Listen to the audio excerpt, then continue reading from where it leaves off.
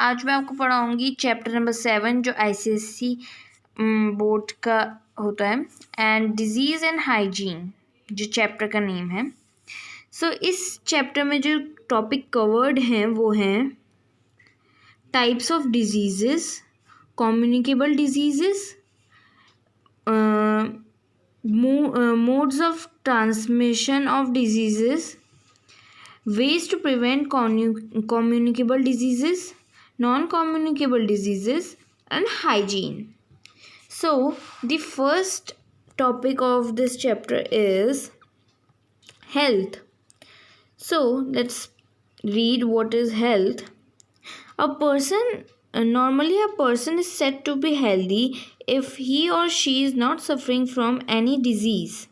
Means normally मतलब आम तौर पे हम एक पर्सन को हेल्दी मानते हैं जो किसी भी डिजीज़ से नहीं सफ़र करता. When a person can work hard, interact well with people, enjoy leisure and can adapt to the changes and stresses of life, then he or she is in good health, i.e. at ease in life.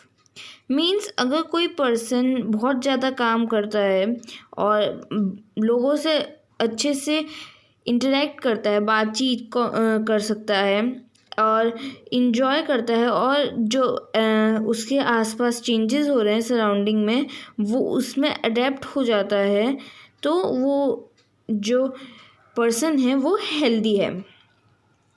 Health is defined as a state of complete physical, mental and social well-being and not merely an absence of disease or infirmity. Means health जो है वो उसका मतलब होता है कोई भी physical और मेंटल एंड सोशल वेल-बीइंग में है. एक स्टेट जो है वो बिल्कुल फिज़िकल और मेंटल और सोशल बीइंग वेल है एंड कोई भी डिजीज़ की अब्सेंस है उसमें नहीं है. Next, a healthy human being has generally the following features. जो हेल्दी ह्यूमन बीइंग्स होते हैं उनमें ये सारे फीचर्स होते हैं. A clear skin, bright clear eyes, a body either too fat not too thin, fresh breath, good appropriate sound sleep, regular activities of bladder and bowels, coordinated body movements. Means जो healthy human being होता है उसके बिल्कुल clear skin होती है, bright clear eyes होती हैं, बिल्कुल ब्राइट और साफ आँखें होती हैं अच्छी सी, और उसकी बॉडी बहुत ज़्यादा मोटी भी नहीं होती है, बहुत ज़्यादा पतली भी नहीं होती है. फ्रेश ब्रेथ मतलब फ्रेश ब्रेथ आती है उसको, और खाना अच्छा खाना मतलब ठीक अमाउंट में खा रहा है. साउंड स्लीप मतलब अच्छी स्लीप आ रही है. And regular activities of bladder means regular activities of bladder हो रही हैं, ब्लैडर, और coordinate body movements mean body movements भी हो रहे हैं. इस पेज में हमने क्या पढ़ा कि हेल्थ क्या होती है और हेल्थी ह्यूमन बीइंग से जनरली क्या फीचर्स होते हैं एंड हेल्दी पर्सन का जो हेल्थ है वो वाला हमने अभी टॉपिक इस पेज में कवर करा है. Now come to the next page. The second point is what is diseases. What is diseases? Disease literally means not being in a comfortable state. Any physical or functional change in the body from normal state which causes discomfort or disability is called a disease. Means disease क्या होता है? कोई भी uncomfortable state मतलब जिसमें आपको अच्छा सा फील नहीं होता है, अनकम्फर्टेबल होते हो, और कोई भी फिज़िकल और फंक्शनल चेंज, फिज़िकल मतलब बाहर से या फिर कोई अंदर से जो आपकी बॉडी में चेंज हो नॉर्मल स्टेट से, वो जो आपको डिस्कम्फर्ट फील कराए और डिसेबिलिटी फील कराए उसको हम डिजीज़ कहते हैं. Disease can occur due to various factor like living in an unhygienic environment means आप किसी अनहाइजीनिक इन्वायरमेंट में रह रहे हैं. Not taking a balance diet, आप मतलब अच्छा बैलेंस डाइट जिसमें मतलब सारे न्यूट्रिशन मिनरल जो बैलेंस डाइट में होना चाहिए वो सब नहीं है, मतलब कम खा रहे हैं. एंड कंज्यूमिंग टबैको अल्कोहल और ड्रग्स, मतलब आप टबैको अल्कोहल और ड्रग्स ले रहे हैं और ये बहुत हार्मफुल होते हैं. तो अगर आप इसको ले रहे हैं तो आप डिज़ीज़ आपको हो सकती हैं. आप अपने आप ही डिज़ीज़ को बोल रहे हैं कि आओ मुझे इन्फेक्ट करो. Infection by microbes disease causing agents, मतलब इन्फेक्शन माइक्रोब से, जो माइक्रोब्स क्या होते हैं, डिजीज़ कॉजिंग एजेंट्स होते हैं, उनसे अगर आपको इन्फेक्शन हो रहा है. बॉडी पार्ट्स और organs not functioning normally, body parts या फिर आपके कोई भी ऑर्गन वो नॉर्मल फंक्शन नहीं कर रहे जैसे उनको करना चाहिए. Allergy reaction due to certain substances, allergy reaction means होता है आपको किसी चीज़ से एलर्जी है, आपको रैशेज़ हो जाते हैं, छींक आनी स्टार्ट हो जाती है, कुछ भी होता है तो वो एलर्जीज़ में आ जाता है. और सर्टेन सब्सटेंसेस में आपको किसी से भी हो सकता है, खाने की चीज़ से, कुछ आप लोशन, ऑयल, शैम्पू, किसी भी चीज़ से आपको अगर एलर्जी हो रही है तो आपका वो एलर्जिक रिएक्शन है आपकी बॉडी में. अभी देखिए डिज़ीज़ की डेफिनेशन क्या है. Disease is a departure from normal health through structural और functional disorder of the body. Means disease एक नॉर्मल हेल्थ से जो इंसान स्ट्रक्चरल और फंक्शनल डिसऑर्डर में चले जाए, जो बॉडी चले जाए तो उसको हम डिजीज़ कहते हैं. Next, categories of disease. Disease की कैटेगरीज क्या होती हैं. There are 2 major categories of disease which are non communicable और infectious disease. Means non communicable, अब पढ़ते हैं क्या होता है नॉन कम्युनिकेबल डिजीज़ का मतलब. These diseases are not caused by any germs. जो नॉन कम्युनिकेबल डिजीज़ होती है वो कोई भी जर्म से कॉज नहीं होती है. Therefore these diseases cannot be spread from one person to another. मतलब ये डिज़ीज़ जैसे छुआछूत की नहीं है, मतलब ये किसी एक से दूसरे में नहीं ट्रांसफ़र हो सकती है, स्प्रेड नहीं हो सकती हैं. i.e. they are not transmissible diseases. ठीक है. These are caused either due to improper functioning of the body organs or due to deficiency of certain minerals and vitamins in the body. Means आपका जो improper function हो रहा है organs का body के अंदर, ये डिजीज़ उसकी वजह से भी हो सकती है, या फिर कोई आप मिनरल्स और विटामिन्स अच्छी क्वांटिटी में नहीं ले रहे हैं, लैक हो रहा है. डेफिशिएंसी मीन्स लैक ऑफ, मतलब उसके आपकी बॉडी में कमी हो रही है. ठीक है. नेक्स्ट है, ठीक है, अब इसका एग्जाम्पल क्या है नॉन कम्युनिकेबल डिजीज़ का. एग्जाम्पल्स हैं rackets, diabetes, heart disease and etcetera. Means जो रैकेट्स होते हैं वो नॉन कम्युनिकेबल डिजीज़ होती है. ठीक है. इसमें पैर आपके कैसे हो जाते हैं, टेढ़े हो जाते हैं. ठीक है. डायबिटीज़ भी एक डिज़ीज़ होती है जो नॉन कम्युनिकेबल होती है, उसका आगे हम शायद पढ़ेंगे इसमें. हार्ट डिजीज़ मीन्स आपके हार्ट से रिलेटेड कोई भी डिज़ीज़ वो भी नॉन कम्युनिकेबल होती है. ठीक है. कम्युनिकेबल डिजीज़ और इन्फेक्शियस डिजीज़. ठीक है.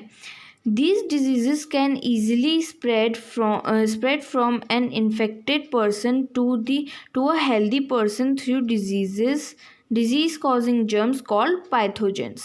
Means ये जो डिज़ीज़ हैं आपकी कम्युनिकेबल डिज़ीज़, ये easily बहुत आसानी से किसी भी इन्फेक्टेड पर्सन से कोई भी हेल्दी पर्सन में पास आउट हो सकती, मतलब ट्रांसफ़र हो सकती है.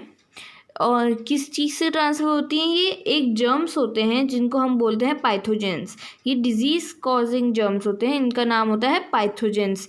ये इम्पॉर्टेंट है. व्हाट इज़ पाइथोजेंस आ सकता है आपके क्वेश्चन में, ये इम्पॉर्टेंट है, इसको मार्क कर लीजिएगा. These germs are transmitted through various agencies like air, insect bite, contaminated food और वाटर एक्सेट्रा। ये आपकी जो डिजीज़ेज़ हैं ये किसी भी जर्म से हो सकती हैं, जैसे बहुत सारे वेरियस तरीके से, लाइक एयर हो गया, इंसेक्ट बाइट, किसी मच्छर ने काट लिया, किसी इन्फेक्टेड पर्सन को किसी मच्छर ने काटा और उसी मच्छर ने आपको भी, हेल्दी पर्सन को भी काट लिया, तो वो डिज़ीज़ फैल गई। कंटेम्ड फूड मतलब आप बहुत दिनों से रखा हुआ खाना, बासी खाना या पानी पी रहे हैं, उससे भी हो जाती हैं। जॉन्डिस है इसका, एंड इंसेक्ट बाइट्स का डेंगू हो गया, मलेरिया हो गया। Okay, some examples of common communicable disease are cholera, viral fever, chickenpox, malaria etcetera. Means ये आपकी कुछ डिजीज़ेज हैं जो इजीली कम्युनिकेबल हो सकती हैं, chicken pox, viral fever, malaria.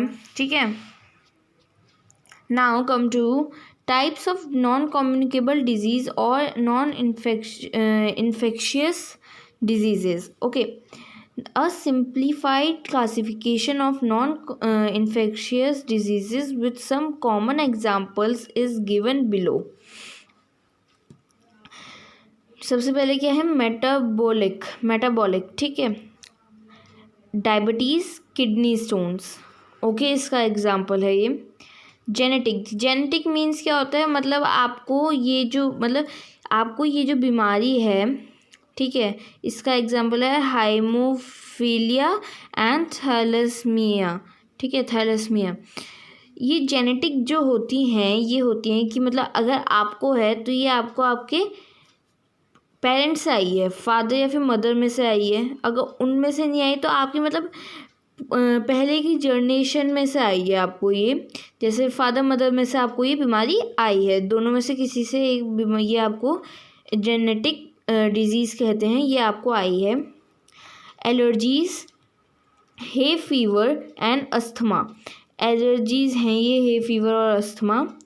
Dietary deficiency, इसका मतलब डाइटरी डेफिशिएंसी मतलब आपके बॉडी में किसी चीज़ की कमी हो जाना, उसका है बेरी एंड स्कर्वी। कैंसर की क्या है, breast cancer and लीयोकीमा।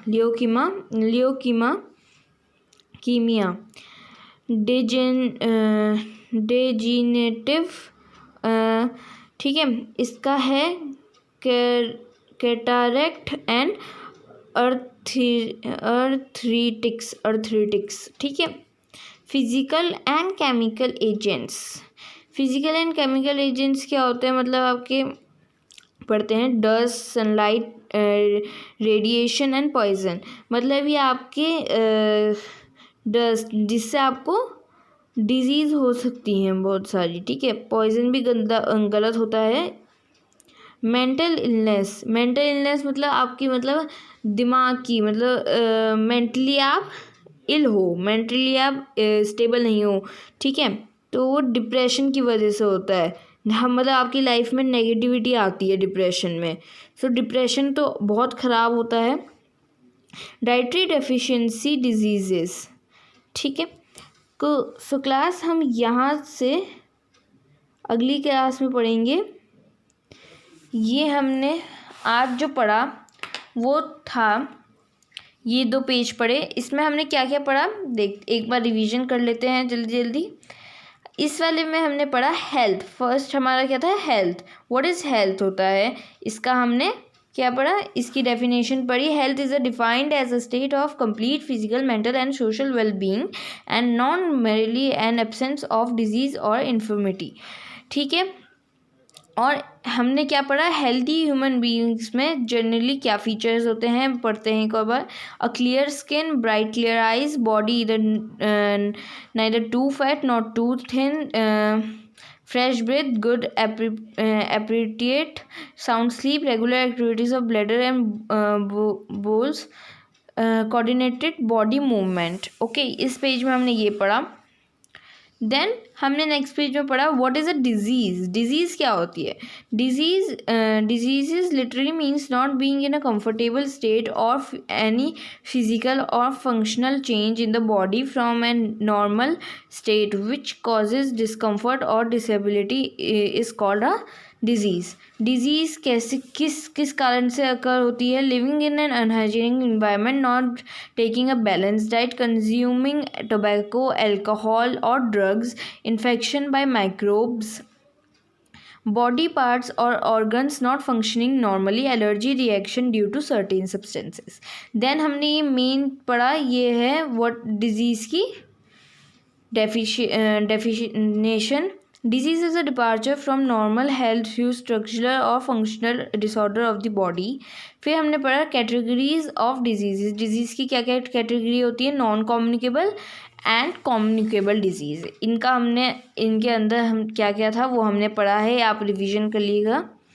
Types of non communicable disease और नॉन इन्फेक्शंस डिजीजेस। ठीक है, इनका हमने क्या पढ़ा? Metabolic, genetic, allergy, dietary deficiency, cancer,